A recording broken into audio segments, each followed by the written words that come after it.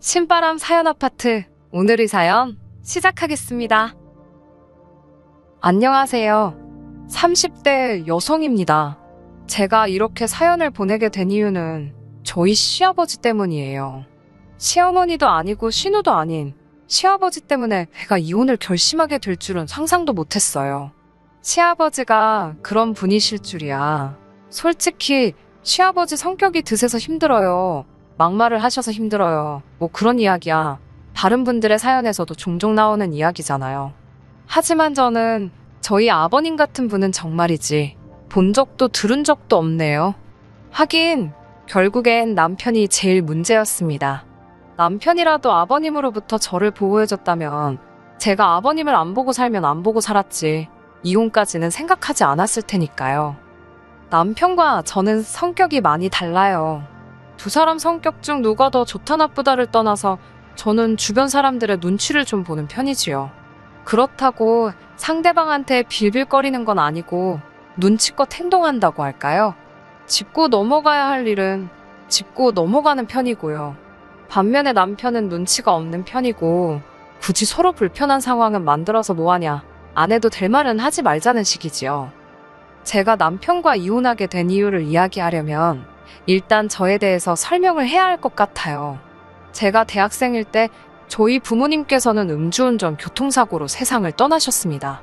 하지만 가해자를 탓하고 원망하고 슬퍼할 겨를도 없이 제가 처리해야 할 일들이 많았어요.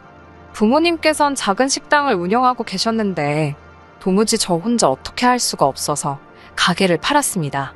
부모님이 생전에 고생하시면서 일구신 재산이라 생각하고 권리금까지 받아서 팔았습니다. 이 밖에도 아파트를 상속받게 되었고 얼마의 예적금 그리고 보험금도 좀 나왔어요. 이 과정에서 정말 상처가 되었던 건 친척들의 반응이었습니다. 원래도 친정 부모님과 친가 어른들의 사이가 좋지 않았기에 애시당초 그쪽에 기댈 생각도 기대도 전혀 없었거든요. 하지만 그런 막말까지 듣게 될 줄은 몰랐습니다. 작은 숙부라는 사람이 저더러 아주 돈독이 올랐다나 돈의 환장을 했냐던가 그러면서 욕심이 사나우면 벌 받는다고 그 돈 사촌동생들하고 좀 나눠 쓰랍니다. 자기 형이 죽었는데 졸지의 조카가 부모를 다 잃었는데 뚫린 입이라고 저딴 소리를 하나 싶더군요. 진짜 인간으로도 안 보였어요. 외가 쪽도 사정은 다르지 않았습니다. 그래도 부모님이 살아계셨을 당시 외가하고는 관계가 괜찮은 편이었거든요. 그렇다 보니 사고를 알아차리자마자 이모와 삼촌들에게 먼저 연락을 하게 되었지요. 하지만 돈 앞에 장사 없다더니 그 말이 딱이었어요. 장례를 치르고 어느 정도 상황이 수습되고 나자 큰이모가 연락을 해오셨습니다. 어머니께는 4명의 형제자매들이 있었는데 저는 그 중에서도 큰이모를 제일 잘 따랐거든요. 그래서 큰이모가 저에게 아파트를 팔고 당신과 같이 살자고 했을 때 그런 음흉스러운 계획이 있을 거라고는 상상도 하지 못했습니다.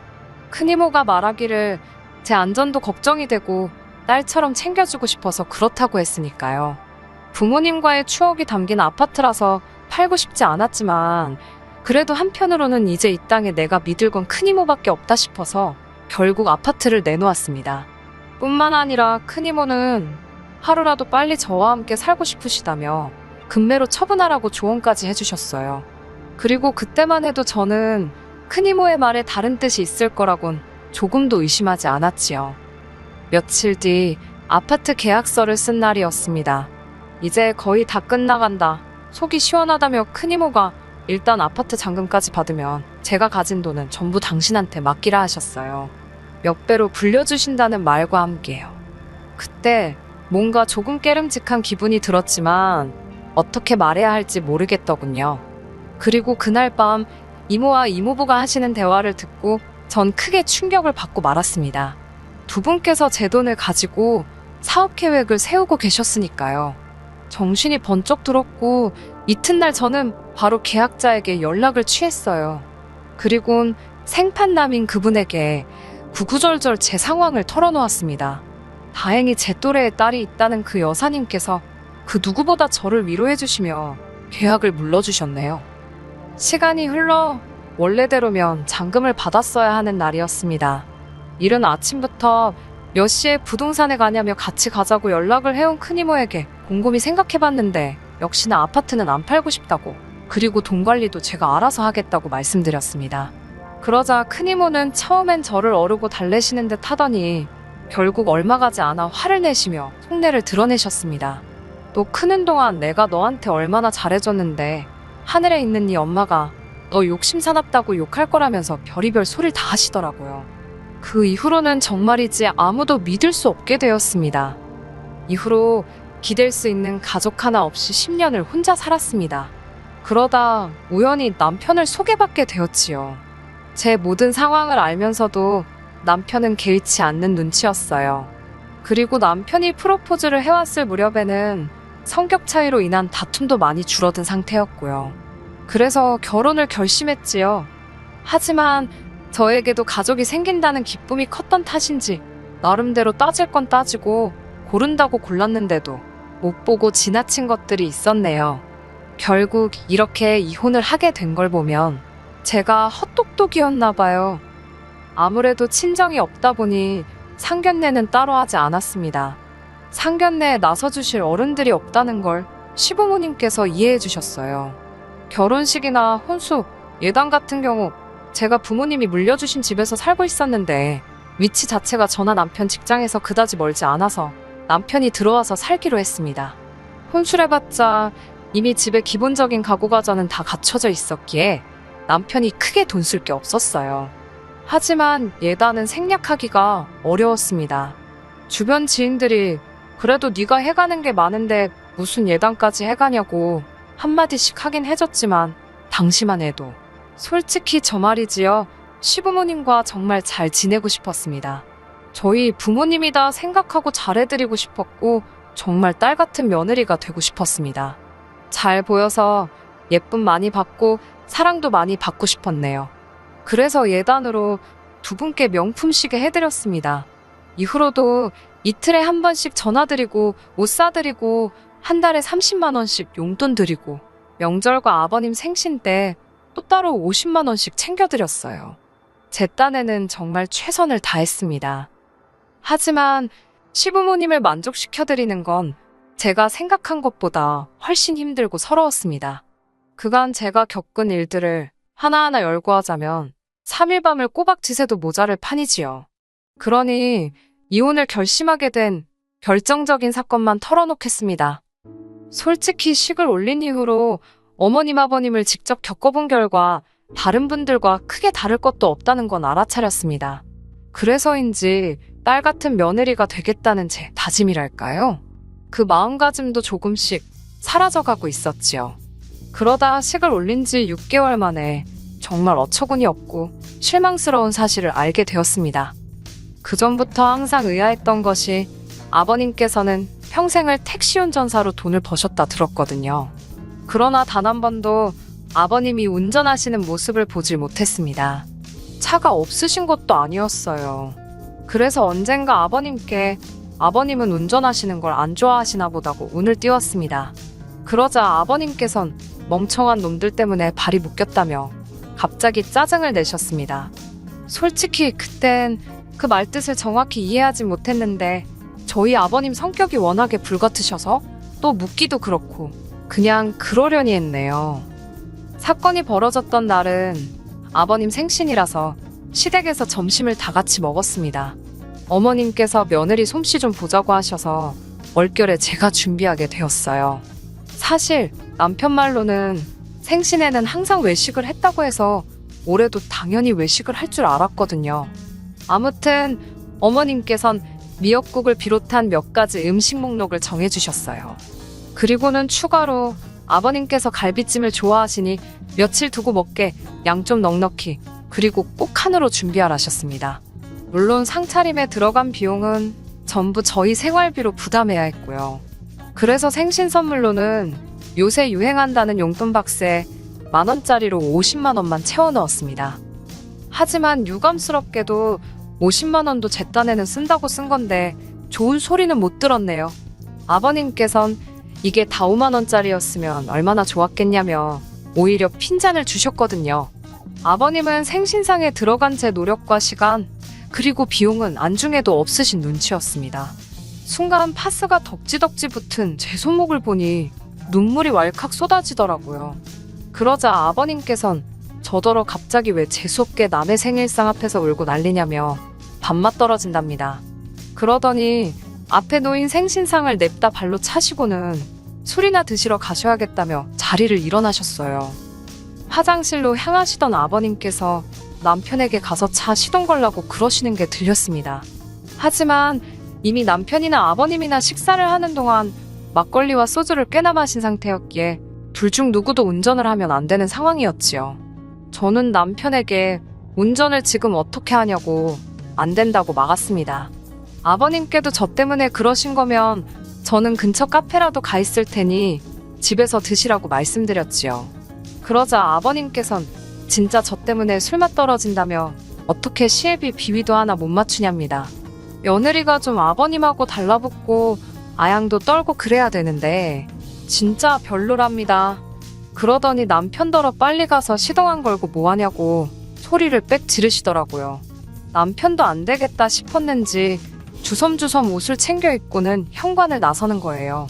아버님의 막말도 그렇고 하란다고 하는 남편도 바보 같아서 우라가 치밀더라고요. 결국 제가 안 된다고 뛰어나가 그 둘을 가로막았습니다.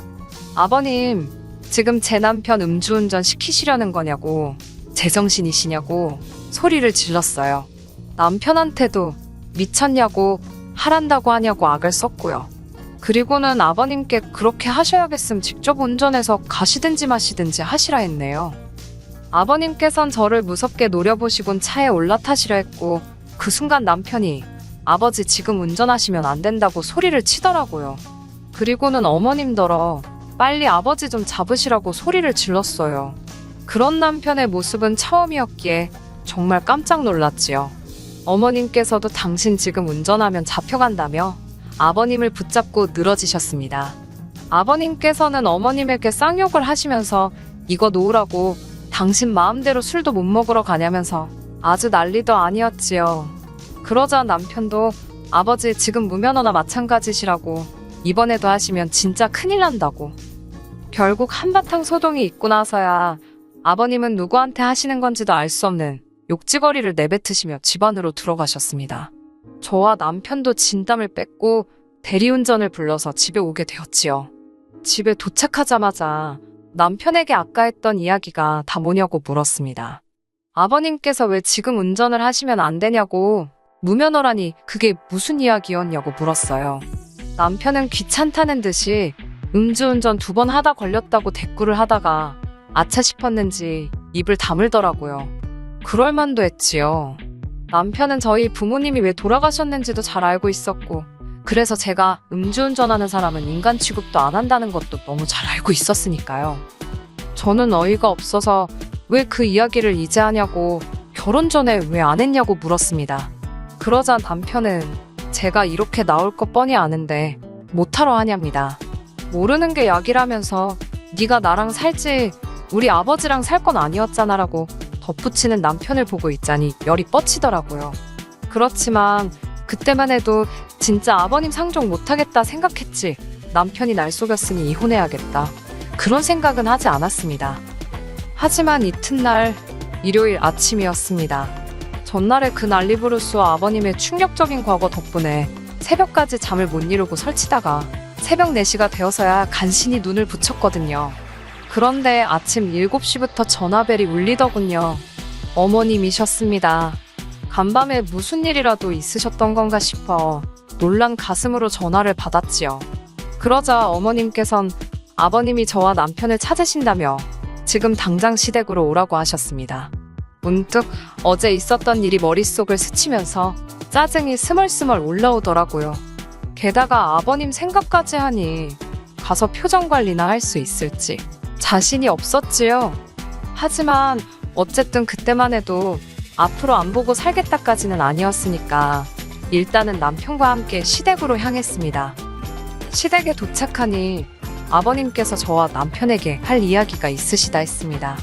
어제보단 멀쩡해지셨길래 솔직히 사과라도 하려고 하시나 하다못해 어제 일에 대해 나름대로 변명이라도 하시려나 싶었어요. 하지만 그런 제 기대는 얼마 가지 않아 산산조각이 났습니다. 아버님께선 남편더런 당신 옆에 앉으라고 하시더니 저를 향해 설교를 시작하셨습니다.